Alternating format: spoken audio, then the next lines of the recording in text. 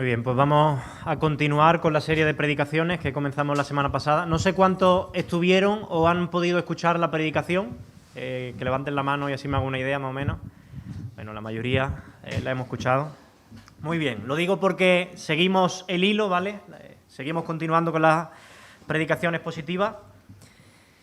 El tema principal de la epístola a los hebreos, que comenzamos la semana pasada, es que Jesucristo es superior a todo y a todos. Ese es el hilo conductor de toda la carta, ese es el tema principal. No hay otro como él, no hay nadie que se le pueda comparar.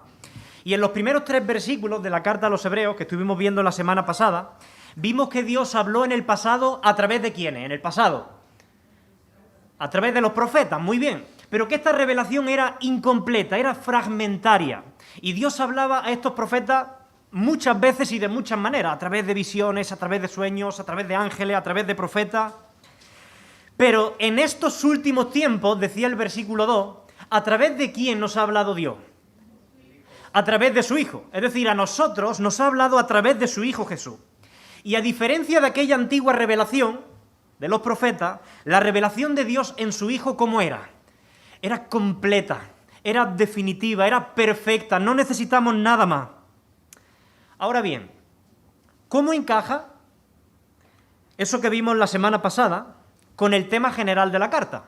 Que ya hemos dicho que es que Jesucristo es superior a todo y a todos. ¿Cómo encajan las dos cosas? Pues muy sencillo, lo que el autor de Hebreos nos estaba diciendo la semana pasada es que Jesucristo es superior a los profetas del Antiguo Testamento, que su revelación es superior a la revelación del Antiguo Testamento. Recordemos que esta carta, o este sermón, ¿a quién iba dirigido? ¿Quiénes eran los destinatarios originales? Hebreos. Eran judíos convertidos al cristianismo. Y ellos, como judíos, estaban acostumbrados a exaltar a sus profetas. Pero el autor de Hebreos les está diciendo, oye, no pongáis los ojos en los profetas, poned los ojos en Jesucristo, el Hijo de Dios, porque Él es infinitamente mayor que los profetas.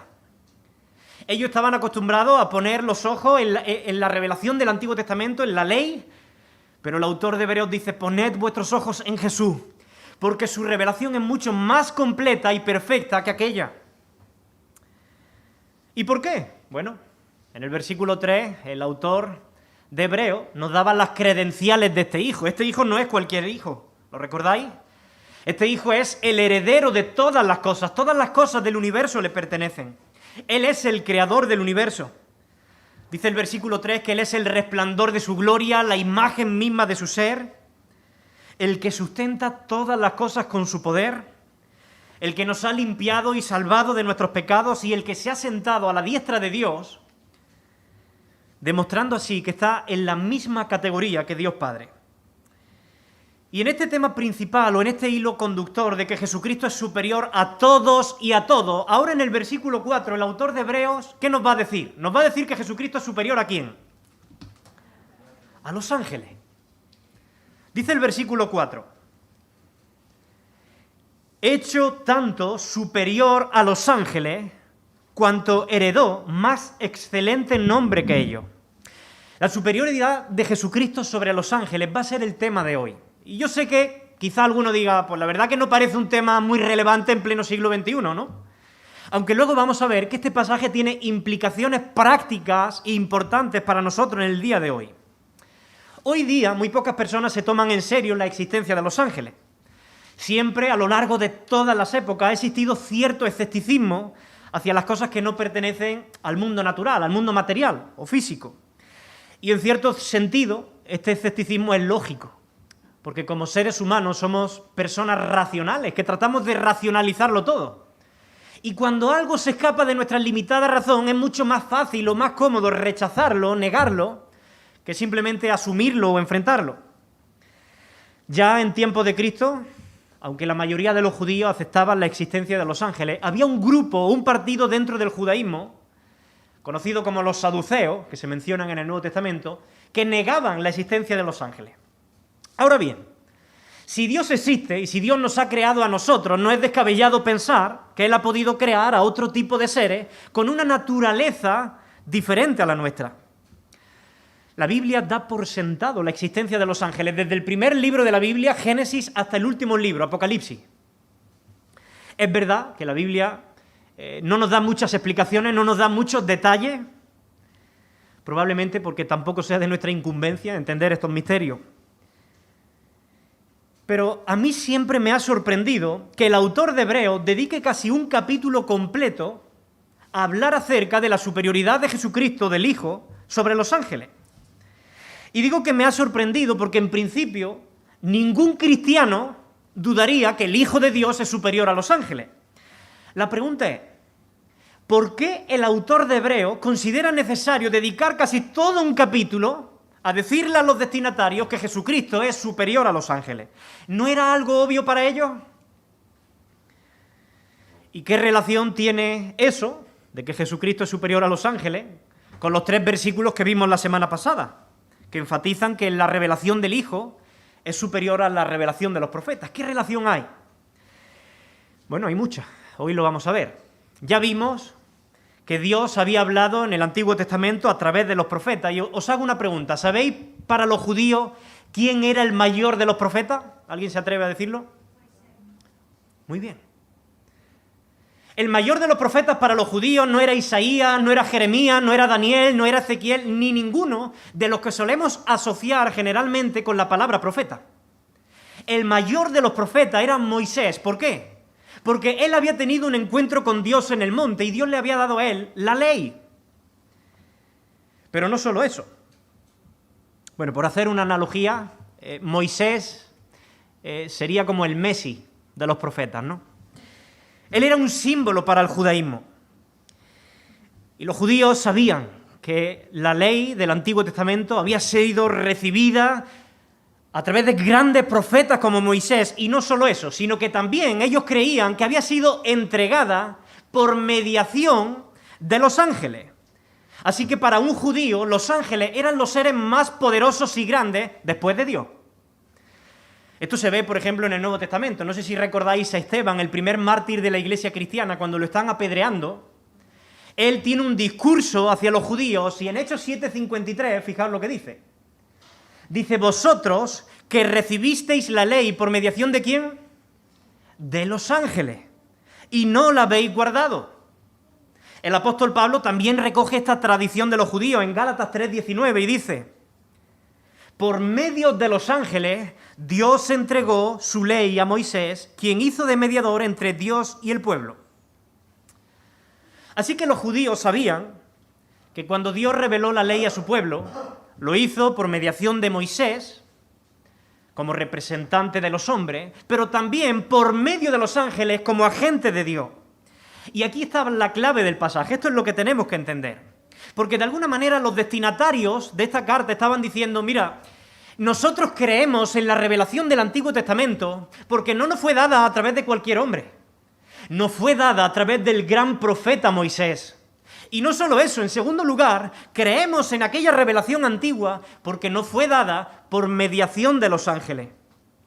Pero ¿qué refrendo, qué aval tiene el Evangelio de Jesucristo? ¿Por qué tenemos que creer en él?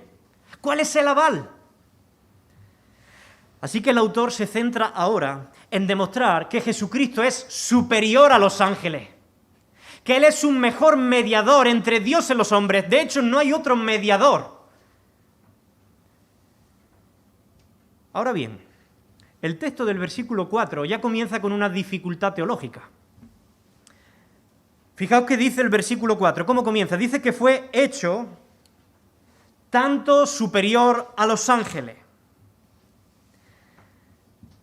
Ahora, si Jesucristo es Dios, entonces, ¿no ha sido siempre superior a los ángeles? ¿Cómo es que dice que fue hecho superior? Porque si fue hecho superior, entonces tuvo que haber un momento de la historia donde el Hijo de Dios se hizo inferior a los ángeles, ¿o no es así? ¿En qué momento de la historia el eterno Hijo de Dios se hizo inferior a los ángeles? ¿Alguien se atreve a decir? ¿En qué momento de la historia el eterno Hijo de Dios asumió una condición inferior a la de los ángeles? En la encarnación, muy bien. De hecho, para entender bien esto, tenemos que recordar cómo finalizaba el versículo 3 que veíamos la semana pasada. Dice que este Hijo efectuó la purificación de nuestros pecados por medio de ¿quién? De sí mismo. Y para hacerlo, Él tuvo que identificarse con nuestra condición, asumir nuestra condición mortal. Para poder identificarse con nosotros y poder llevar a cabo nuestra salvación como hombres, el eterno Hijo de Dios tuvo que asumir la condición de hombre en la persona de Jesús de Nazaret, en este Jesús histórico. Y la condición humana está un escalón por debajo de la de los ángeles. Por eso en Hebreos 2:9 dice que vemos a aquel, refiriéndose a Jesús, que fue hecho un poco menor que los ángeles. A Jesús, coronado de gloria y de honra, a causa del padecimiento de la muerte, para que por la gracia de Dios gustase la muerte por todos nosotros. Así que sí, hubo un momento de la historia donde el eterno e inigualable Hijo de Dios se hizo voluntariamente menor que los ángeles. Y lo hizo por amor a ti y por amor a mí, con el propósito de salvarnos de nuestra condición pecaminosa. Pero el autor de Hebreos nos dice que Él no se quedó para siempre en esa condición de humillación, sino que tras la resurrección, ¿cómo terminaba el versículo 3? ¿A dónde ascendió? A la diestra de Dios en las alturas. Dios Padre restauró a su Hijo aquella condición de dignidad y de autoridad y de superioridad que le correspondía desde siempre. Eso fue lo que Jesús de hecho pidió. En Juan 17:5 Jesús dijo: ahora Padre, glorifícame tú al lado tuyo, ¿con qué? Con aquella gloria que tuve contigo antes que el mundo fuese. Por eso el texto dice que fue hecho superior a los ángeles, porque Él volvió a ocupar la posición que le correspondía por encima de todo, incluso por encima de los ángeles. Y ahora, el autor de Hebreos, a partir de aquí, en los siguientes versículos, nos va a demostrar, nos va a hacer una excelente defensa, una apología de la superioridad de Cristo sobre los ángeles. Y nos va a dar 5 argumentos. 5 argumentos que están basados en 7 textos bíblicos del Antiguo Testamento. Porque no era suficiente con que alguien dijera: oye, que Jesucristo es superior a los ángeles. En materia de fe, no basta con hacer afirmaciones dogmáticas y que la gente diga amén, vale, me las tengo que creer. Los destinatarios de esta carta sabían que ellos necesitaban argumentos bíblicos que avalaran esa afirmación de que Jesucristo es superior a los ángeles. Y esto nos da una lección a nosotros como cristianos hoy día. La fe cristiana no es credulidad. No es creer algo simplemente porque alguien lo dice desde un púlpito. La fe cristiana está basada en la revelación de Dios. Así que, ¿a dónde debía acudir el autor de Hebreos si quería demostrar que Jesucristo es superior a los ángeles? A las Escrituras. Y las Escrituras que el autor de Hebreos tenía en aquel tiempo era el Antiguo Testamento. El Nuevo Testamento aún no había sido redactado ni compilado. Y es interesante que en las 7 citas que el autor va a dar del Antiguo Testamento, él nunca cita al autor humano que las escribió, aunque él sabía evidentemente que los libros del Antiguo Testamento fueron escritos por hombres. Pero él no menciona a los autores humanos. Él atribuye estas porciones a Dios mismo. El autor de Hebreos dice constantemente: y Dios dijo, y Dios dijo. Está identificando las Escrituras con la palabra de Dios. Cuando las Escrituras hablan, Dios habla.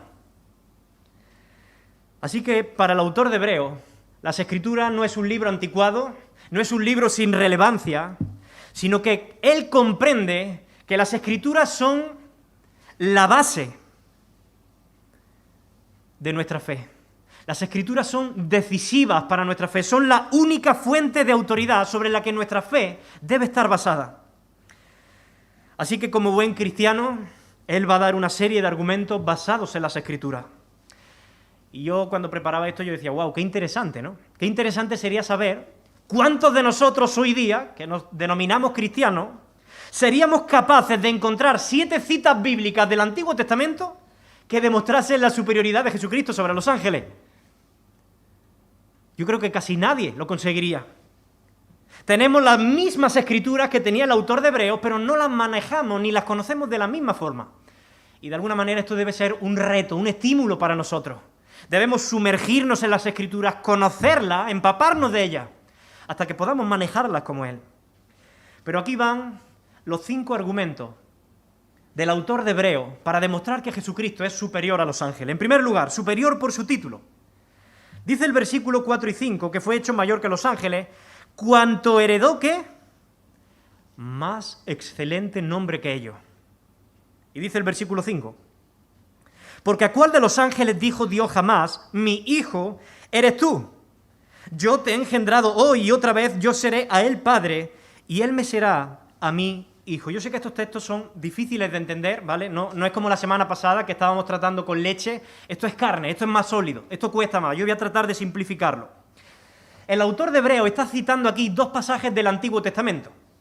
Uno está en el Salmo 2.7 y otro en 2 de Samuel 7.14, no lo vamos a leer. Y a diferencia de nuestro tiempo, que nosotros hoy día usamos los nombres pues de manera arbitraria, como una simple etiqueta para identificar o diferenciar a las personas, para los hebreos el nombre era muy importante. Para los hebreos, para los judíos, el nombre o el título de una persona debía corresponder con su naturaleza más esencial, con su realidad más esencial. Por ejemplo, cuando Dios escogió a Abraham en el Antiguo Testamento, ¿recordáis que le cambió el nombre? Le cambió el nombre por uno un poquito más largo, de Abraham a Abraham. ¿Qué significaba Abraham? ¿Lo recordáis? ¿Alguien lo sabe? Muy bien. Abraham significa padre de multitudes. ¿Y por qué Dios le cambió ese nombre? Pues porque ese nuevo nombre iba a corresponder con su nueva realidad más esencial. Dios había escogido a este hombre para hacer de él una gran nación, un pueblo escogido. Por eso, en Génesis 17.5 dice, y no se llamará más tu nombre Abraham, sino que será tu nombre Abraham, porque te he puesto por padre de muchedumbre de gente. Cuando la segunda persona de la Trinidad se encarnó y nació de la Virgen María, un ángel dice que se le apareció a José y a María y le dijo que lo debía de llamar ¿cómo? Jesús. ¿Por qué? ¿Qué significa Jesús? Significa Salvador. Por eso, en Mateo 1.21 dice, y dará a luz un hijo y llamará su nombre Jesús, porque él salvará a su pueblo de sus pecados. Es decir, este nombre iba a definir su identidad, su realidad más esencial. Él es el Salvador. El nombre siempre coincidía con la realidad más esencial. Así que cuando el autor de Hebreos nos dice que Jesucristo heredó un más excelente nombre que los ángeles, de alguna manera está reconociendo que este Jesucristo en sí mismo, intrínsecamente, en su naturaleza, en su realidad más esencial, es superior a los ángeles. La pregunta es, bueno, ¿cuál es este nombre que ha heredado? Podríamos pensar que es Jesús, pero por el contexto no parece que es eso. De hecho, el término Jesús no aparece hasta el capítulo 2 de la epístola. El título o el nombre que ha heredado lo vemos en el versículo 5. Dice, porque ¿a cuál de los ángeles dijo Dios jamás el qué? Mi hijo eres tú. Los ángeles en la Biblia siempre han sido ministros, enviados, servidores, siervos de Dios, pero Cristo es el Hijo.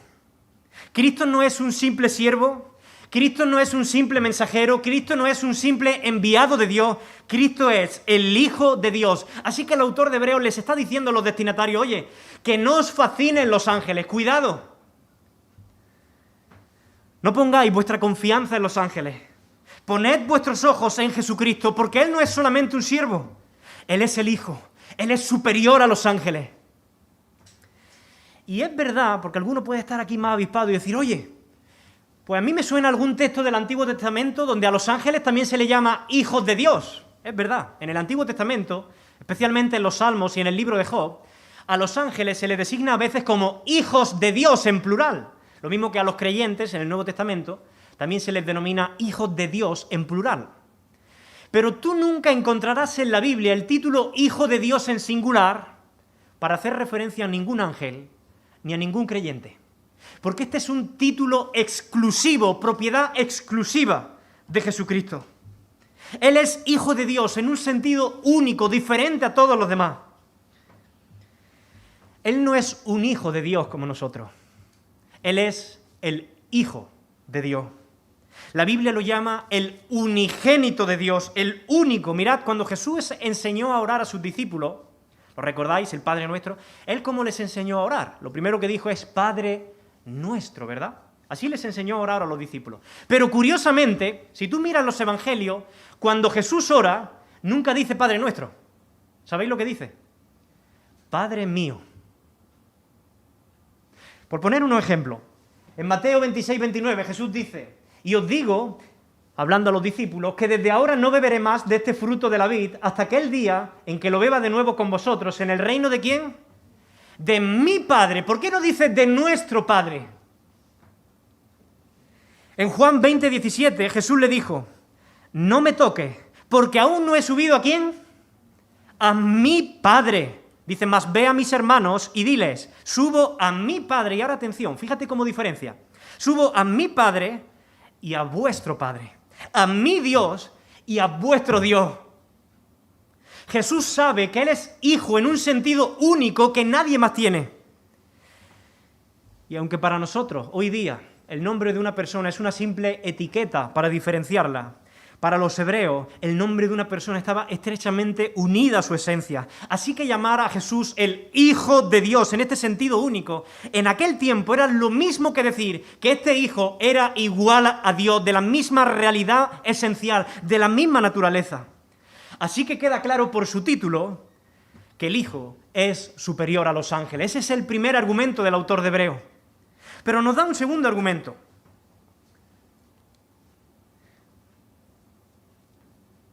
¿Perdón? Vale, aquí.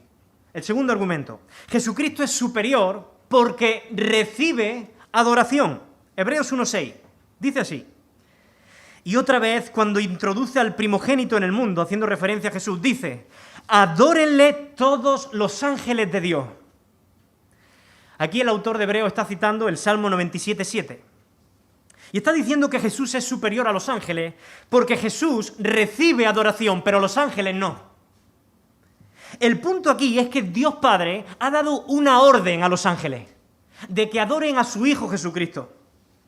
Y esto es interesante, porque la Biblia muestra muy claramente que está prohibido adorar a cualquier otra cosa que no sea al Dios único y verdadero.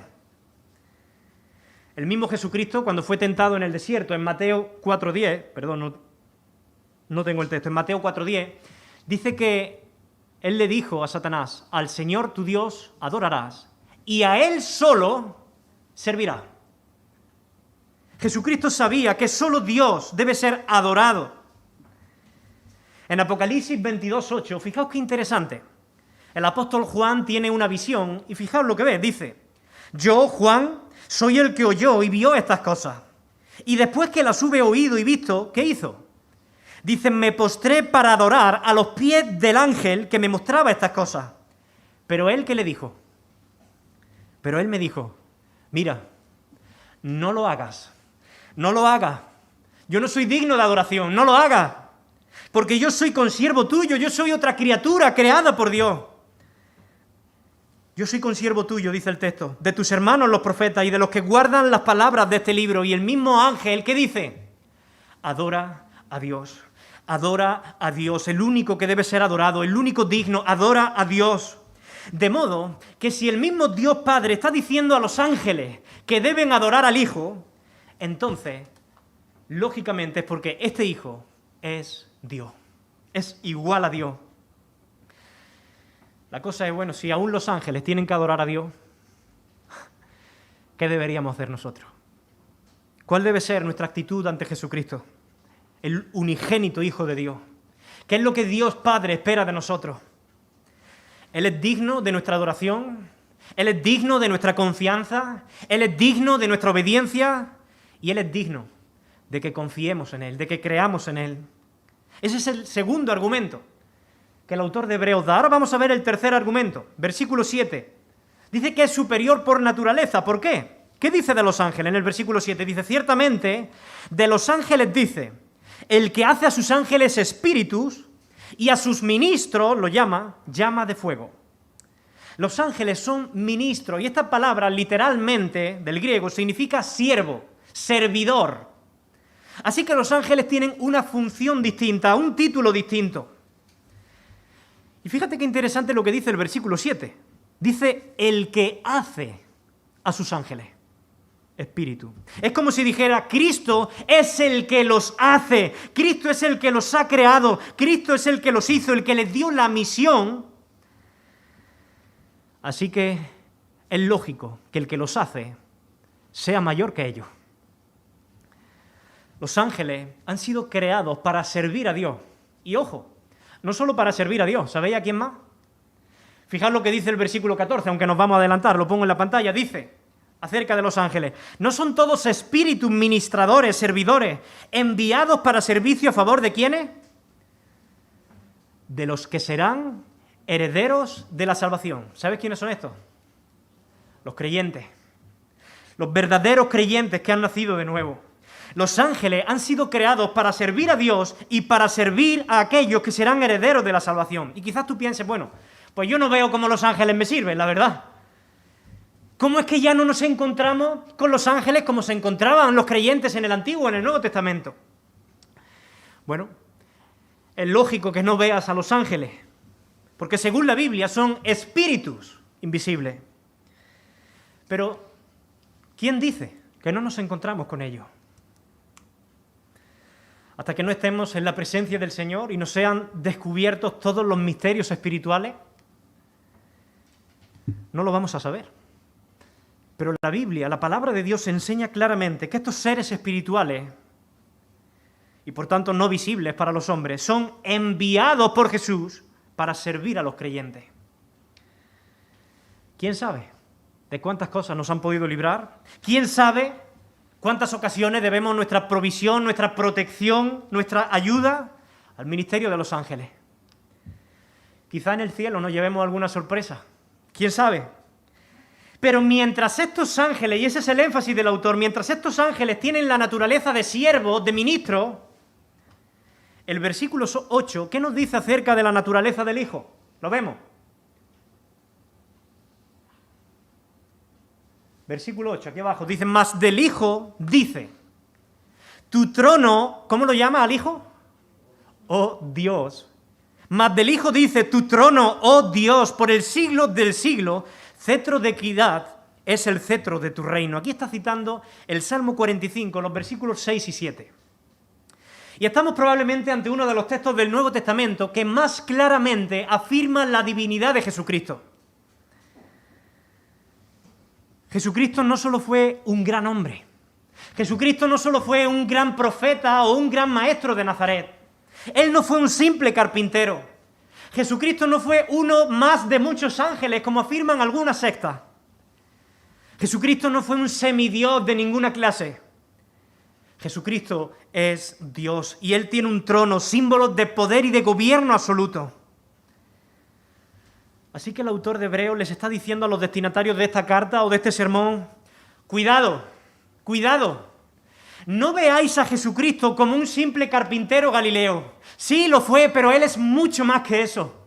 Cuidado, no veáis a Jesús como un simple rabí, como un simple maestro judío, porque sí lo fue, pero Él es mucho más que eso. No veáis a Jesús como un simple hombre ungido por Dios para ser el Mesías. Sí lo fue, pero Él es mucho más que eso.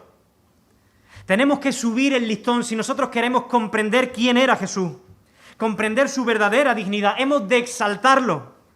Y no solo por encima de cualquier otro ser humano, debemos exaltarlo incluso por encima de los ángeles. Al único lugar que le corresponde, a la diestra de Dios. Él está en el trono. Él gobierna, y su gobierno no es de 4 años como hoy día. Su gobierno es por el siglo del siglo, por la eternidad, dice el texto. Y Él está estableciendo un reino, dice el versículo 8, de equidad. De equidad. Por eso el versículo 9 afirma, has amado la justicia y aborrecido la maldad. Vuelve a leer esto. Has amado la justicia y aborrecido la maldad, por lo cual te ungió Dios, el Dios tuyo, con óleo de alegría más que a tus compañeros. ¿Cómo sabemos que el reinado que Cristo va a instaurar va a ser un reinado de equidad? Pues porque el Hijo, por naturaleza, ama la justicia y aborrece la maldad. Hoy día está muy de moda hacer alarde de nuestro amor por la justicia y de nuestro amor por la verdad. Pero a la misma vez, ser muy benevolentes y tolerantes con la maldad. Eso es lo que está de moda. Pero este versículo nos enseña que es imposible amar la justicia y amarla verdaderamente sin aborrecer a la vez el pecado y la iniquidad. Tú no puedes amar la justicia si pasas por alto la maldad. Quien ama la verdad necesariamente aborrece la mentira. Quien ama la justicia necesariamente aborrece la injusticia. Quien ama el bien aborrece la maldad. Y la naturaleza del Hijo de Dios, de Jesús, es de una justicia intachable, incorruptible, lo que asegura que el reino que Él está instaurando va a ser un reino de equidad. Así que el Hijo es superior a los ángeles por su naturaleza. Pero da otro argumento más el autor de Hebreos, el número 4. Dice que el Hijo es superior por su existencia. Vamos a leer versículos del 10 al 12. Dice, y tú, oh Señor, así lo llama, en el principio fundaste la tierra, le está diciendo al Hijo, y los cielos son obra de tus manos. Ellos perecerán, es decir, los cielos y la tierra, mas tú permaneces, y todos ellos se envejecerán como una vestidura, y como un vestido los envolverás y serán mudados. Pero tú, el Hijo, tú, eres el mismo, y tus años no acabarán. El autor está citando aquí el Salmo 102. Lo estoy diciendo por si luego queréis buscar estos textos si hay alguien más curioso. Y está utilizando el Salmo 102 para demostrar que Cristo es o existe antes que ello. Los ángeles son criaturas creadas por Dios. Tienen un origen, un principio. Sin embargo, del Hijo dice, en el principio fundaste la tierra y los cielos son obra de tus manos. Si Jesús estuvo en el principio para crear, es obvio que Él ya existía antes del principio. Por lo tanto, no tiene un principio, sino que es eterno. Él no cambia y será un rey eternamente y para siempre. Ese es el cuarto argumento que da el autor. Y el quinto y último argumento dice que Jesucristo es superior a los ángeles por su destino. Y aquí va a estar citando el Salmo 110, versículo 1. Curiosamente, este salmo, el Salmo 110, versículo 1, es el texto del Antiguo Testamento que más se repite en el Nuevo Testamento, que más se cita. Y dice este texto, pues, ¿a cuál de los ángeles dijo Dios jamás? Es una pregunta retórica, no espera respuesta, la respuesta es no. ¿A cuál de los ángeles dijo Dios jamás? Siéntate a mi diestra hasta que ponga a tus enemigos por estrado de tus pies. A nadie. ¿A cuál de los ángeles dijo Dios jamás, siéntate a mi diestra? A ninguno. Estos versículos nos muestran cuál es el destino de Cristo. El destino de Cristo es estar a la diestra del Padre. Tras morir en la cruz del Calvario, tras pagar por nuestros pecados, Dios lo levantó de entre los muertos a través de la resurrección y le restituyó a la posición que le correspondía. Y la diestra de Dios, cuando ahí dice siéntate a mi diestra, la diestra representa la posición más exaltada y de mayor autoridad en el universo entero. No se trata de que Jesucristo venga a ocupar un lugar al lado del trono de Dios, sino que va a estar sentado al lado del Padre en el mismo trono. En Apocalipsis 3:21 Jesús dijo, yo he vencido y me he sentado con mi Padre en su trono. No hay dos tronos. Es el mismo trono el que comparten Dios el Padre y Dios el Hijo. Por eso en Apocalipsis se le suele llamar a este trono el trono de Dios y del Cordero. Porque comparten la misma majestad, la misma autoridad. Y en la expresión siéntate a mi diestra, el autor quiere decir que el Hijo puede sentarse para descansar. ¿Por qué? Porque ha completado su tarea, como vimos la semana pasada. Él ha hecho todo lo que tenía que hacer para salvar a los pecadores, para salvarnos a nosotros. Así que puede sentarse, porque ha acabado. Jesús dijo, Padre, yo te he glorificado en la tierra. He acabado la obra que me diste que hiciese. Pero aunque este Hijo ha acabado su ministerio de redención, y se puede sentar, Él no se sienta allí para cruzarse de brazos. Él se sienta para comenzar otro ministerio. Él se sienta para tomar las riendas de la historia y gobernar el universo. Por eso, momentos antes de su ascensión a la diestra de Dios, ¿qué dicen los evangelios? Que Jesucristo dijo a sus discípulos: toda potestad, toda autoridad me es dada en el cielo y en la tierra. Él no tiene que esperar hasta que todos sus enemigos hayan sido dominados para comenzar a reinar. Él reina ya, a pesar de la rebelión de sus enemigos. Y algunos pueden decir: bueno, José Daniel, pues yo la verdad, yo no veo cómo Cristo reina, porque si Él reina, no podemos ver plenamente ese reino de justicia y equidad que decía. ¿Por qué sigue habiendo tanta maldad, tanto sufrimiento, tanto dolor, tanto pecado? Pues la segunda parte del versículo 13 nos da la respuesta. ¿Hasta cuándo? Hasta que ponga a tus enemigos por estrado de tus pies. Mira, esta referencia que el autor está haciendo aquí, esta imagen a la que nos quiere llevar, esa es una costumbre muy antigua que tenían los reyes. Cuando un rey en aquel tiempo ganaba una victoria sobre sus enemigos, el rey vencedor acostumbraba a pisar el cuello de los vencidos. De hecho, esto se ve ya en el Antiguo Testamento. Por ejemplo, en el libro de Josué, después de una victoria sobre 5 reyes, dice: y cuando los hubieron llevado a Josué, llamó Josué a todos los varones de Israel, los llamó a todos, a todo el pueblo, y dijo a los principales de la gente de guerra que habían venido con él: acercaos y poned vuestros pies ¿sobre qué? Sobre los cuellos de estos reyes. Y ellos se acercaron y pusieron sus pies sobre los cuellos de ellos. Es a esta imagen a lo que el autor de Hebreos está haciendo referencia. De alguna manera el autor de Hebreos nos quiere decir que llegará el día donde Cristo, este Hijo de Dios, el Rey de Reyes y Señor de Señores, pondrá fin a todo el mal, a todo el sufrimiento, a todos sus enemigos. Y la Biblia dice, en 1 Corintios 15, 26, que el postrer enemigo, ¿cuál es? La muerte.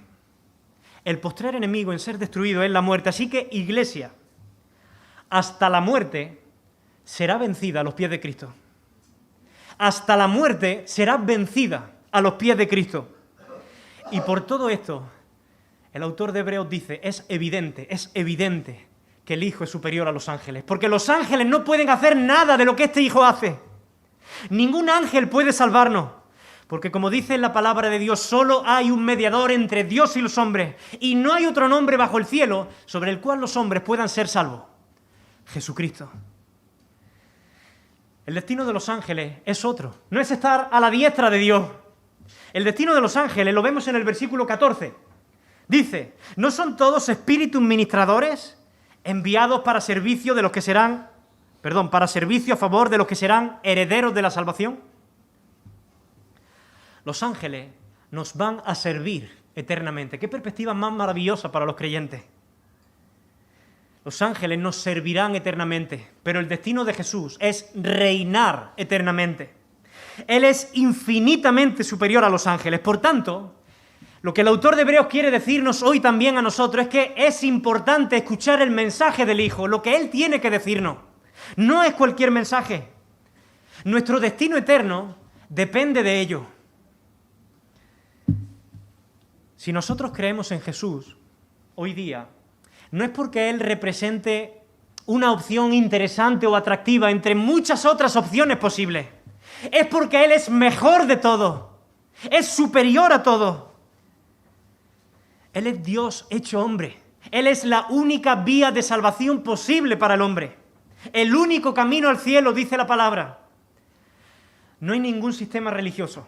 No hay ningún líder humano, no hay ningún ser espiritual que pueda compararse con Cristo. Él es superior, ese es el énfasis del autor. Pon tu salvación en sus manos. Pon tu eternidad en sus manos. Pon tu esperanza en Él, porque Jesucristo es todo lo que tú y yo necesitamos. Pero ojo,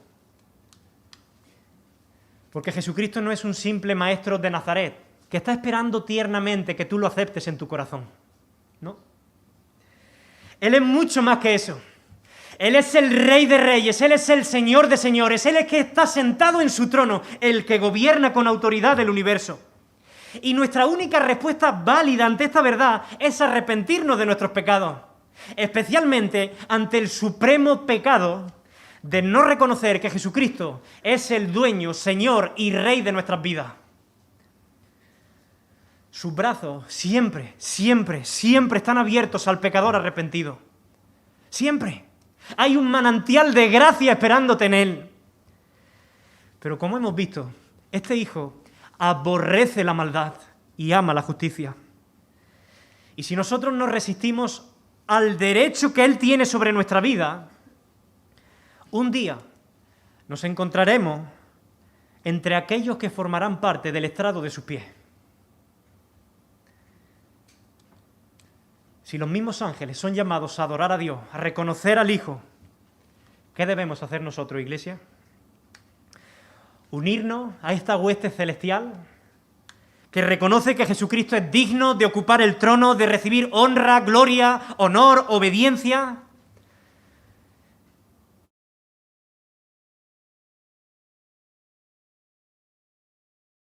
Él dice así, dice, miré y oí la voz de muchos ángeles, en el versículo 11. Oí la voz de muchos ángeles alrededor del trono. ¿Sabéis quién estaba en el trono? Lo hemos visto. Y su número de los ángeles eran millones de millones, que decían a gran voz, el Cordero que fue inmolado es digno, hablando de Cristo, de tomar el poder, la riqueza, la sabiduría, la fortaleza, la honra, la gloria y la alabanza. Pero no queda ahí. No solo estaban los ángeles. El versículo 13 dice, y a todo lo creado que está en el cielo y sobre la tierra y debajo de la tierra, y aquí nos incluye a todos nosotros, y a todas las cosas que en ellos hay, oí decir, al que está sentado en el trono, y al Cordero sea la alabanza, la honra, la gloria y el poder, por los siglos de los siglos. Amén. Esta será una de las cosas que nosotros vamos a hacer en la eternidad, una de ellas. Lo haremos en la eternidad y por la eternidad. Reconocer que Jesucristo es superior a todo, que Él es suficiente, que Él es digno de todo lo que somos, que Él es digno de nuestro tiempo, Él es digno de nuestra fuerza, Él es digno de nuestra obediencia, Él es digno de nuestra alabanza, Él es digno de que le rendamos nuestra corta vida en esta tierra. La pregunta es, ¿eres tú de aquellos que por su rebeldía y por rechazar el señorío de Cristo un día formarán parte del estrado de sus pies, junto con sus enemigos? ¿O eres de aquellos que se postran, reconociendo que este Jesús es el Hijo de Dios, el unigénito, y que es superior a todo, y que está en su trono, y que es Rey, Señor, y que lo gobierna todo, y que por tanto es digno de que le ofrezcas tu vida, cada momento de tu vida, que lo vivas para Él? Porque llegará un día, dice la Biblia, donde toda rodilla se doblará y toda lengua confesará que este Jesucristo es el Hijo de Dios. ¿Por qué no hacerlo desde ya? ¿Por qué no reconocerlo como Señor de nuestras vidas desde hoy? Vamos a orar. Padre, te damos gracias por tu palabra. Sabemos que este es un texto que hemos leído bastante confuso a veces, difícil de entender. Pero yo te ruego, Señor, que nos ayude a entender y asimilar al menos lo esencial. Tú eres superior a todas las cosas. Tu mensaje es mucho más importante que cualquier otro mensaje. Y nuestro deber es escucharlo.